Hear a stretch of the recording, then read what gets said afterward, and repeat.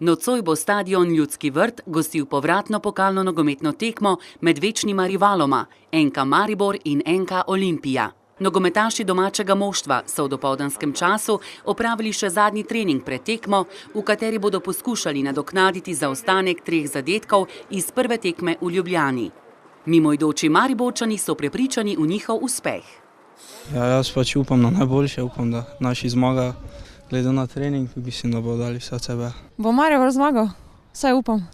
Pa oni to zmorejo, če smo Maribor, tako da ne dvomim, evo ga, zmagali bodo, ziher. Jaz mislim, da bodo naši zmagali, Maribor. Jaz mislim, da jih bodo danes premagali, ne? Da ne bo naredil Obradović takšne napake. Ne? Super, to bomo zmagali. 4-0, zagotovo. Valjda. Ker smo dobri.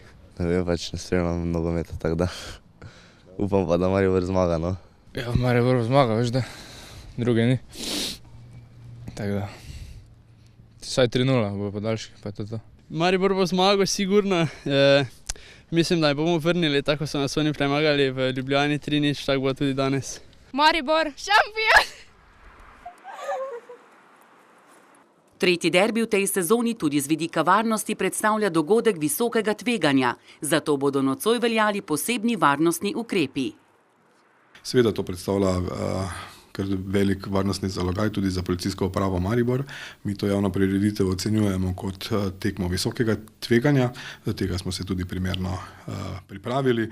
Dobili smo pomoč policistov iz vse Slovenije v obliki posebne policijske enote. Vkolikor nam bo vreme to dopuščalo, bomo uporabili tudi helikopter, predvsem zato, da bomo lahko spremljali dogajanje na trasi okoli stadiona in tako naprej.